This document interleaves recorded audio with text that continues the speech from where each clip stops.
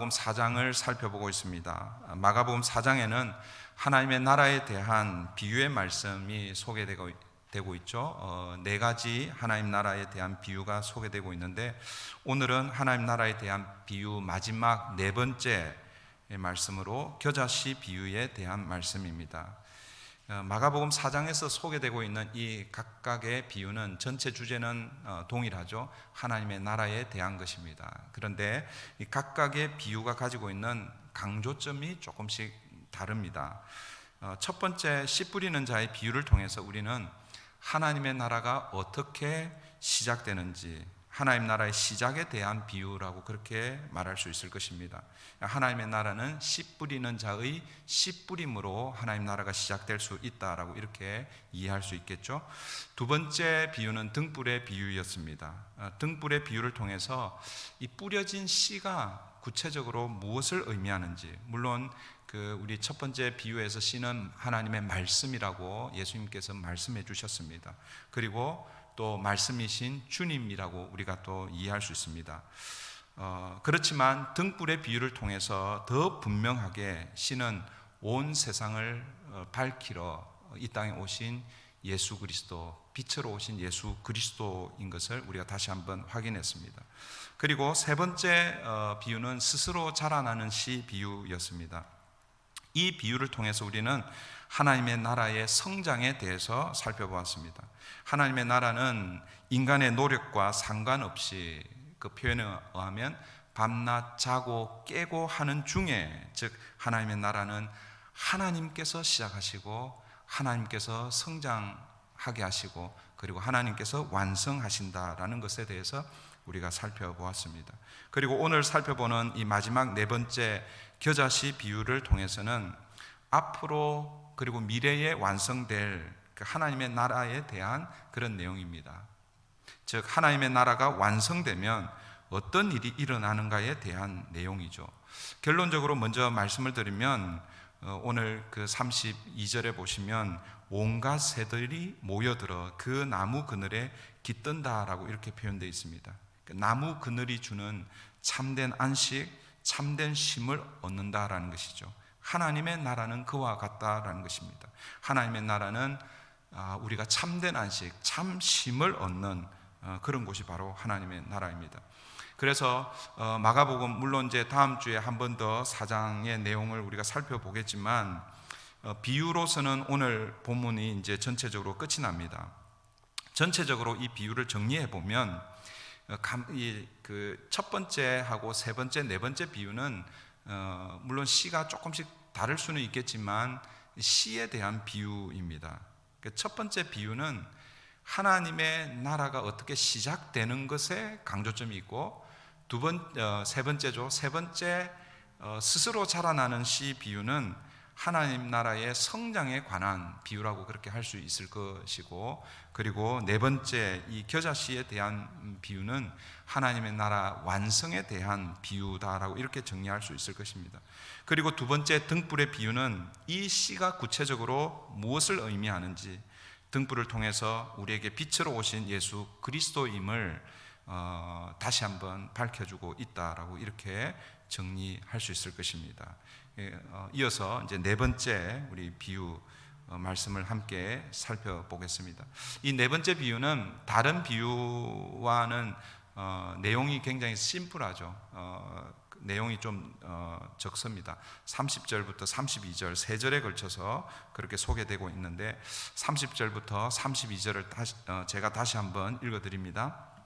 또 이르시되 우리가 하나님의 나라를 어떻게 비교하며 또 무슨 비유로 나타낼까? 겨자씨 한 알과 같으니 땅에 심길 때에는 땅 위의 모든 씨보다 작은 것이로되 심긴 후에는 자라서 모든 풀보다 커지며 큰 가지를 내나니 공중의 새들이 그 그늘에 깃들일 만큼 되느니라. 하나님의 나라를 겨자씨 한 알에 비유하고 있습니다. 그런데 겨자씨 한 알에 비유하고 있는데 심기기 전과 심긴 후를 비교하고 있죠. 심기기 전에는 땅 위에 어떤 씨보다 작은 것인데, 심긴 후에는 모든 풀보다 커지며 큰 가지를 내어 공중의 새들이 그 그늘에 깃들일 만큼 된다라는 것이 오늘 비유의 내용입니다.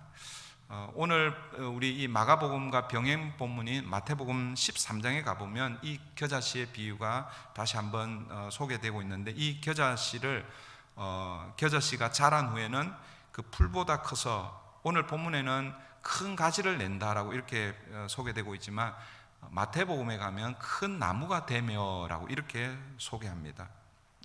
그런데 여러분, 우리가 겨자씨 그리고 또 이 겨자나무에 대한 그 이해를 조금 해야 되는데, 실제로 이 겨자씨와 겨자나무는 그 실제는 나무가 아니라고 합니다. 그런데 그러면 왜 나무로 비유하고 있는가? 이 겨자씨가 그 풀에 비해서 싹이 나서 자라게 되면, 기타 다른 풀에 비해서 다 자라게 되면 줄기가 그 손목 혹은 팔뚝 크기로 그렇게 자라고 마치 나무처럼 보인다고 해서 나무에 비유한다라고 이렇게 이야기합니다. 또 한 가지는 이 겨자씨는 오늘 본문에 그 땅 위의 모든 씨보다 작은 씨다라고 이렇게 소개되고 있는데, 실제로는 겨자씨보다 더 작은 씨들이 많이 있어요. 여러분, 채송화 아시죠? 채송화 씨가 겨자씨보다 더 작다고 그러고, 그리고 가장 작은 씨가 무슨 씨라고 그 구글에 제가 이렇게 찾아보니까 나와 있던데, 하여튼 여러분 한번 찾아보십시오. 겨자씨가 세상에서 가장 작은 씨는 아닙니다. 그러면 왜 예수님이 겨자씨를 가장 작은 씨로 그렇게 말씀하고 있는가? 그 당시 유대인들이 가장 작은 것을 표현할 때 관용적으로 겨자씨에 비유했다고 하는 거예요. 마치 우리 한국 사람들도 작은 것을 비유할 때 어떻게 비유합니까? 손톱만큼 작다, 혹은 눈곱만큼 작다, 눈곱보다 작다, 뭐 이렇게 표현하잖아요, 그죠? 물론 눈곱이나 손톱이 작습니다. 그러나 그것보다도 훨씬 더 작은 것들이 있죠, 그죠? 그렇지만 관용적으로 우리가 일상적으로 그렇게 비유하는 것이죠. 유대인들은 작은 것을 비유할 때 겨자씨에 비유했다고 합니다. 그러므로 여러분이 이 겨자씨 비유를 통해서 읽다가, 아니 겨자씨보다 더 작은 씨가 있는데 왜 성경이 이렇게 정확하게 얘기하고 있지 않지? 뭐 이렇게 얘기한다든지, 아니면 겨자는 이 풀의 종류인데 왜 나무라고 이렇게 이야기했을까? 여러분, 그런 걸 따지면 안 되는 거예요. 오늘 예수님께서는 비유를 통해서 또 과장적인 그런 표현으로 오늘 말씀하고 계신 것이죠. 그러니까 하나님의 나라는 그 심기기 전과 심긴 후를 비교해 보면 가장 작은, 그 당시에 가장 작은 것으로 여겨지는 겨자씨 한 알로 시작되어 겨자씨 그것과는 비교할 수 없을 정도로 크게 자란 나무가 되어서 그 그늘에 각종 새들이 깃들이는, 이것을 비유적으로 하나님의 나라를 설명하고 있다라는 것이죠. 그러면 여기서 소개되고 있는 이 겨자씨와 그리고 이 나무로 비유되고 있는 이 겨자나무는 무엇을 의미하는가? 물론 겨자씨와 이 나무는 하나님 나라를 상징하죠. 처음에 예수님께서 그렇게 말씀하셨잖아요. 내가 이 하나님 나라를 무엇에 어떻게 비유할까? 그렇게 설명하고 나서 겨자씨 한 알에 비유하고 있습니다. 그래서 이 겨자씨 한 알 그리고 겨자나무, 이것은 하나님의 나라를 상징합니다. 그런데 여러분, 구약에 보면 오늘 본문과 비슷한 그런 내용이 소개가 되고 있습니다. 물론 구약에서는 그게 겨자씨로 혹은 겨자나무로 그렇게 소개되고 있지는 않습니다. 그러나 전체적인 내용으로 보면 오늘 본문 예수님이 비유로 들고 있는 이 내용과 흡사합니다. 에스겔 17장 22절에서 23절인데요 우리 한번 찾아볼게요. 에스겔 17장 22절에서 23절입니다. 우리 구약성경 1174페이지입니다. 구약성경 1174페이지 에스겔 17장 22절에서 23절입니다. 제가 봉독해 드립니다. 주 여호와께서 이같이 말씀하시되 내가 백향목 꼭대기에서 높은 가지를 꺾어다가 심으리라. 내가 그 높은 새 가지 끝에서 연한 가지를 꺾어 높고 우뚝 솟은 산에 심되 이스라엘 높은 산에 심으리니 그 가지가 무성하고 열매를 맺어서 아름다운 백향목이 될 것이요 각종 새가 그 아래에 깃들이며 그 가지 그늘에 살리라. 이 에스겔 17장 22, 23절 그 앞에도 본문에도 보면 이 나무가 등장하는데, 오늘 본문에 등장하는 이 나무가 무슨 나무가 등장합니까? 백향목 나무가 등장하고 있죠. 오늘 본문에 이 그 에스겔서에서 등장하는 이 백향목 나무는 이스라엘을 상징합니다. 물론 또 다른 곳에서는 또 다른 나라를 상징하기도 합니다. 그런데 어쨌든 이 나무는 나라를 상징하고 있습니다. 오늘 본문에서는 이스라엘, 특별히 남유다를 상징하는 것이죠. 그런데 여러분 22절과 23절에 백향목이 이렇게 나오는데 등장하고 있는데, 22절과 23절의 백향목은 똑같이 같은 나무이지만 질적으로 다른 나무입니다. 22절에 나오고 등장하는 이 백향목은 바벨론의 망한 이스라엘, 바벨론의 망한 남유다를 상징한다고 할 수 있습니다. 그러니까 그 망한 이스라엘에서 하나님께서 백향목 그 꼭대기에서 새 가지를 하나 꺾어내는 거예요. 그 가지를 뭐라고 표현하고 있습니까? 연한 가지를 꺾어낸다라고 이렇게 말씀하고 있죠. 여러분, 이 연한 가지 그러면 여러분 무엇이 여러분 연상됩니까? 무엇이 떠오릅니까? 여러분, 이사야 선지자가 예언한 고난받는 종 메시아를 연상하는 것이 바로 이 연한 가지입니다. 이사야 53장, 이사야 53장은 하나님께서 보내실 그 메시아에 대한 찬양의 노래인데, 그런데 그 내용은 고난받는 종 메시아를 노래하고 있습니다. 그 2절을 보시면 이렇게 말씀하고 있습니다. 그는 주 앞에서 자라나기를 연한 순 같고 마른 땅에서 나온 뿌리 같아서 고운 모양도 없고 풍채도 없은즉 우리가 보기에 흠모할 만한 아름다운 것이 없도다. 그러니까 하나님께서 보내실 메시아에 대한 이 비유적인 표현입니다. 이 메시아를 어떻게 표현하고 있습니까? 연한 가지 같고, 그리고 마른 땅에서 나온 뿌리 같다는 거예요. 그러니까 아주 약한 존재로 그렇게 표현하고 있고, 또 고운 모양도 없고 풍채도 없은즉 우리가 보기에 흠모할 만한 아름다운 것이 없다라고 이렇게 표현하고 있는 거예요.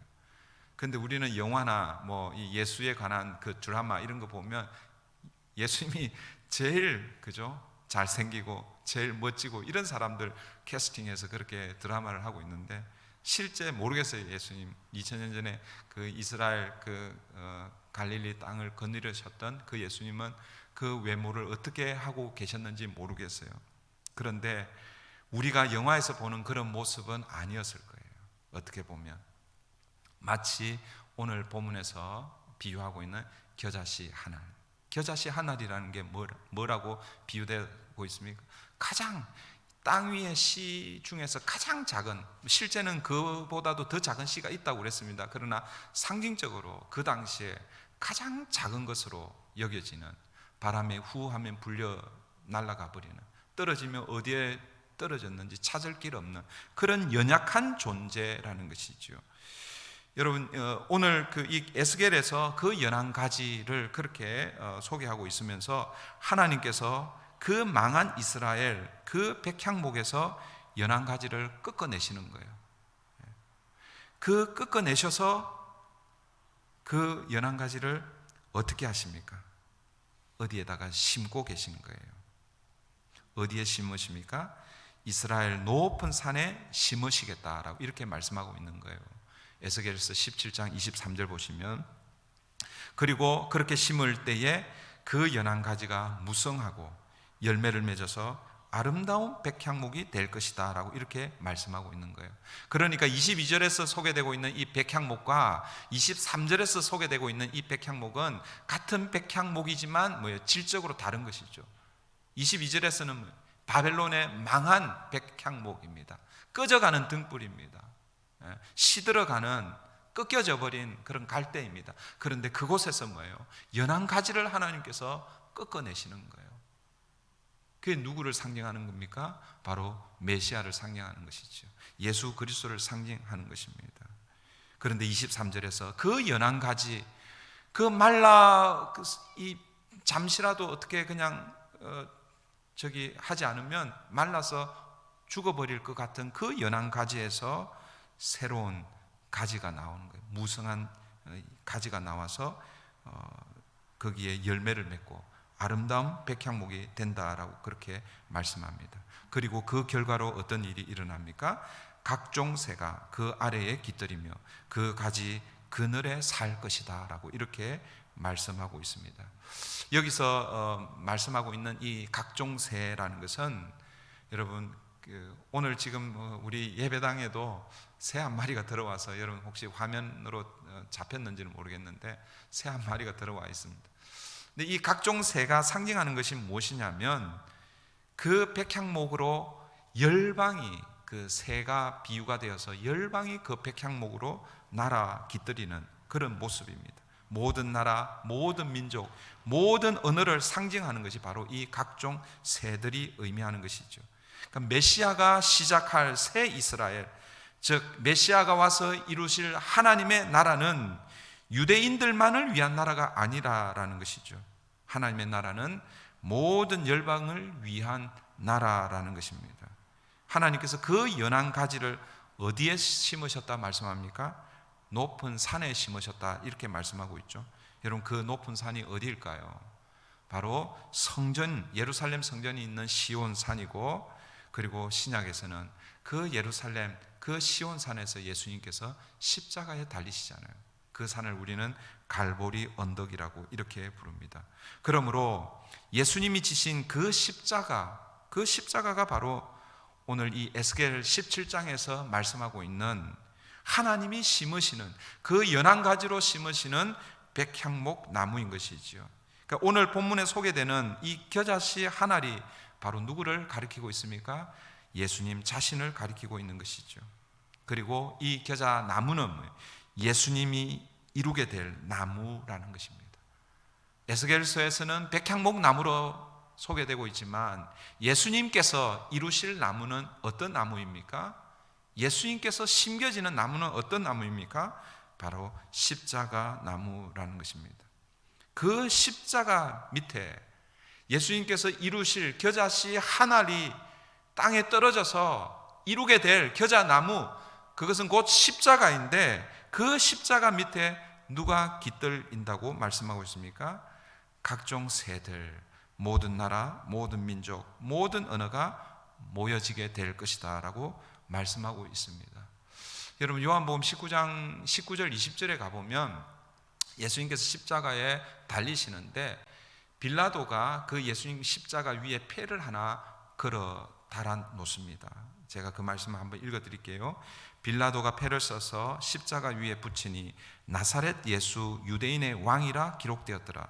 예수께서 못 박히신 곳이 성에서 가까운 고로 많은 유대인이 이 패를 읽는데 히브리와 로마와 헬라말로 기록되었더라. 히브리와 로마와 헬라말로 기록되었다.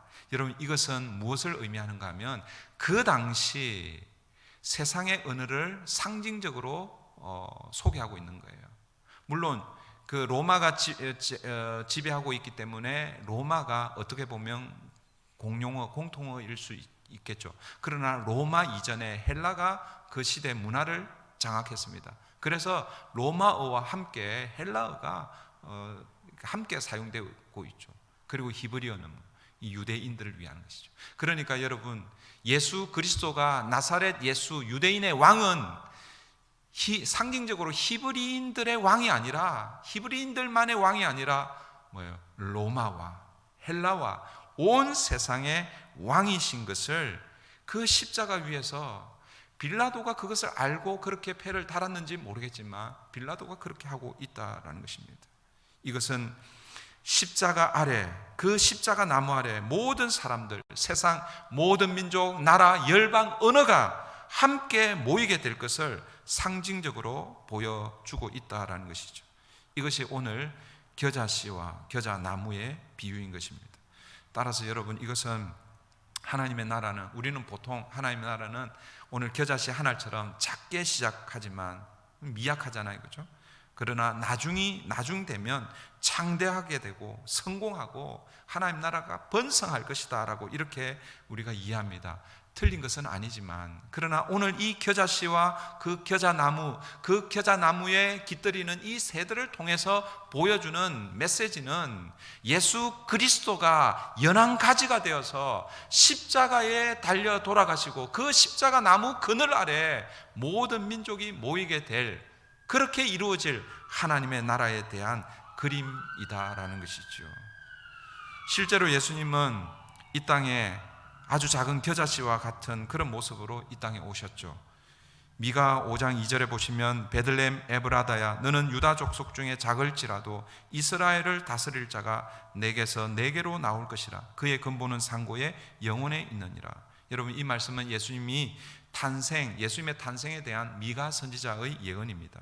인류의 메시아로, 구세주로 예수님이 태어나실 것인데, 그 태어나실 곳이 그 당시 세계의 중심이었던 로마가 아니고, 그리고 식민지 나라 중에서도 가장 보잘것없어 보이는 유대나라, 그 유대나라의 중심은 어디입니까? 예루살렘이잖아요.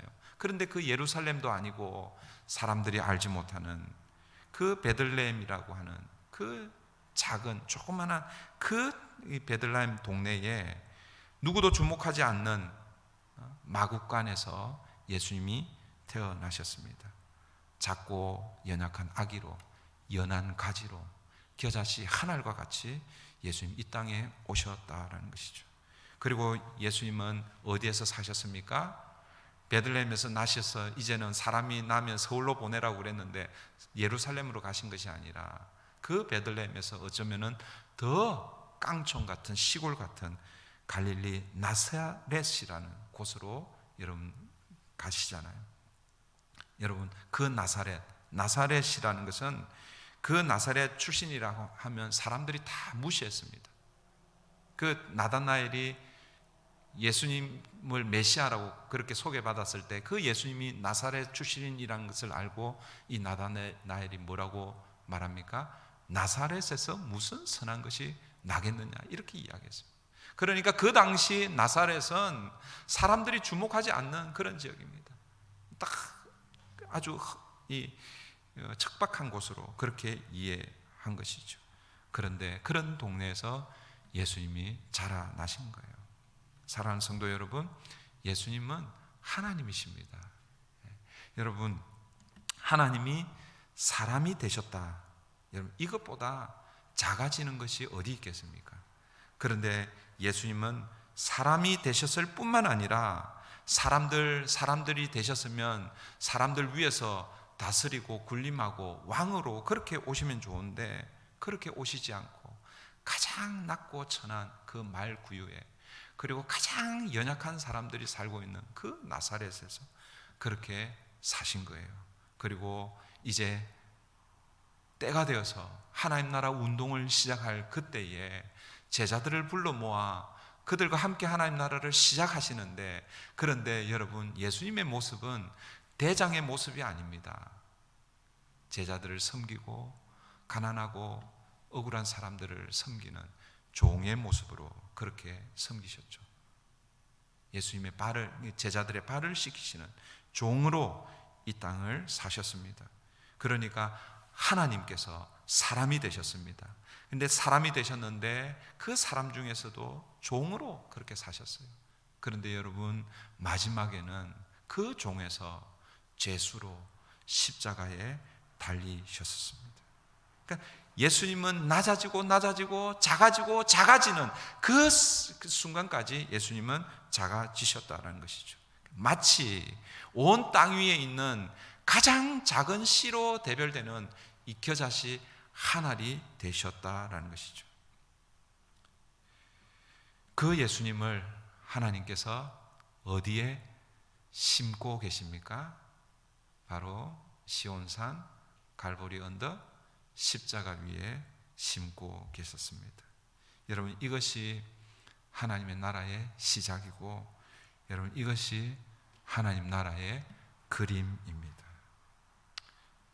그런데 하나님은 그 십자가에서 가장 작은 제수로 그렇게 예수 그리스도가 죽었지만 예수님을 그냥 두시지 않으시고 어떻게 해요?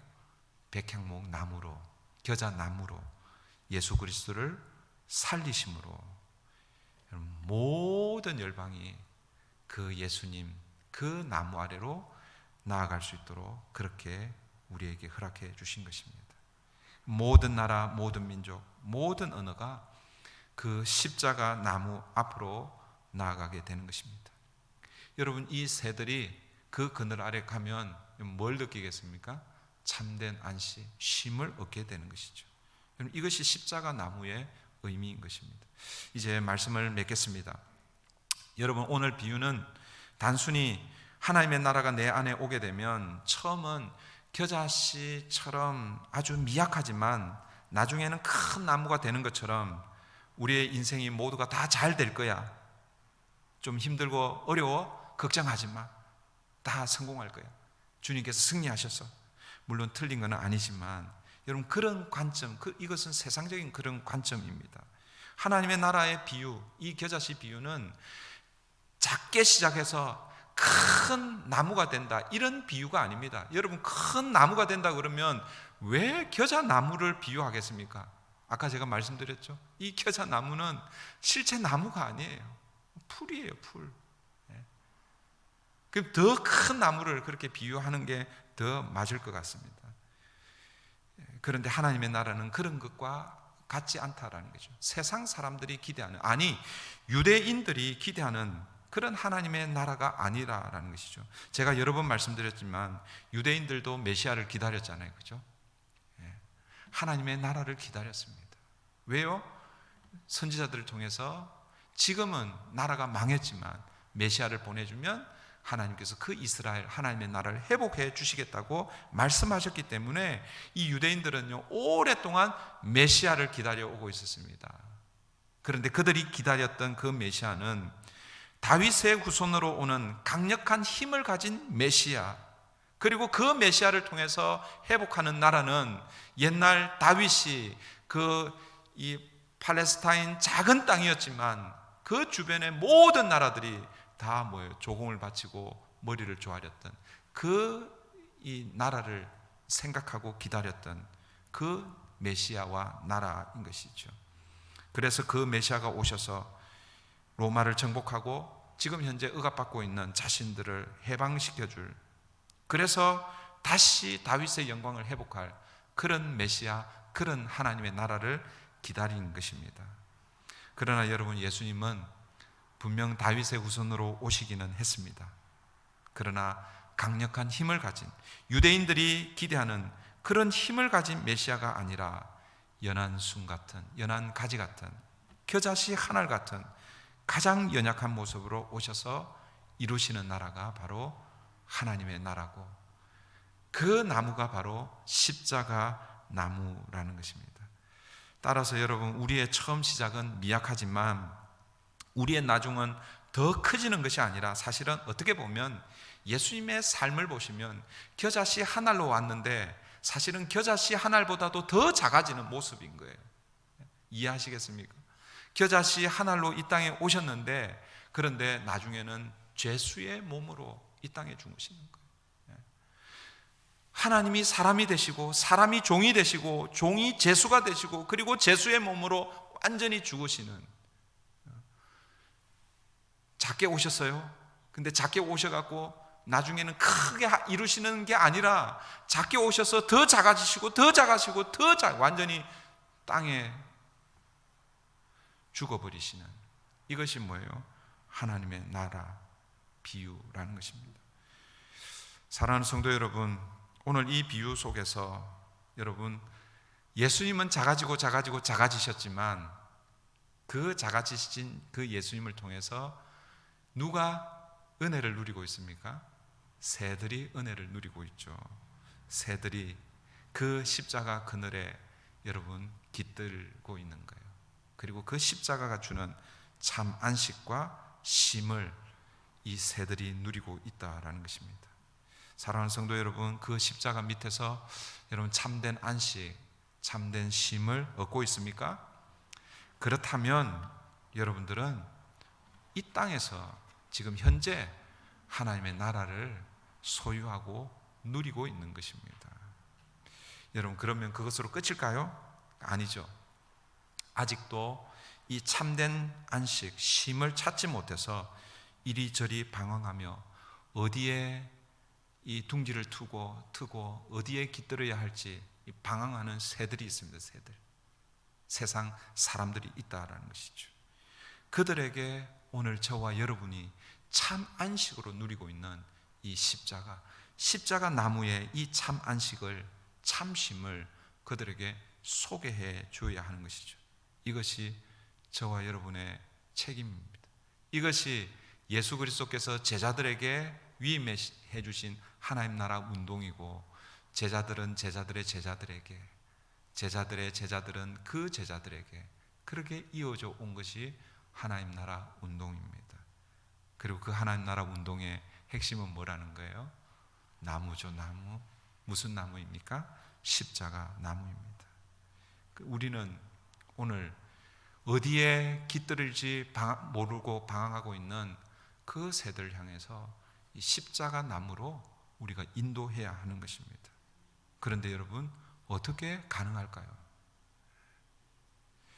우리도 동일하게 겨자씨처럼 자신을 낮추고 작게 여길 때, 그때 여러분이 방황하던 그 새들이 우리를 보고 따라서 어디로 오게 되는 거예요? 십자가 나무 그늘로 찾아올 것입니다. 사랑하는 성도 여러분, 저와 여러분, 우리 브리지 교회가 그 일에 쓰임받는 이 하나님 나라 운동의 겨자씨 한 알이 되면 좋겠습니다. 여러분, 겨자씨 한 알은 예수님입니다.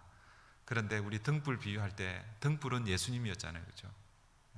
그렇지만 예수님이 우리를 빛으로 초청해 주셨잖아요. 너희가 이제는 세상의 빛이다. 실제 우리는 세상의 빛이 아닙니다. 그런데 참 등불 대신 예수 그리스도를 맞이하면 이젠 그 빛 때문에 우리가 세상을 비추게 되는 것이죠. 오늘 본문에서 등장하는 이 겨자씨 한 알은 예수 그리스도이십니다. 그런데 예수 그리스도께서 이제 십자가 나무가 되셔서 그 십자가 나무로 방황하고 있는 사람들을 인도하라고 합니다. 내가 어떻게 해요? 우리를 겨자씨 한 알로 부르고 계신 것입니다. 여러분이 처해 있는 자리, 여러분이 가는 곳곳, 거기에 겨자씨 한 알로 그곳에 떨어져서 사람들이 여러분을 통해서 십자가 나무 그 그늘 아래 여러분 인도하는 저와 여러분 되기를 바랍니다.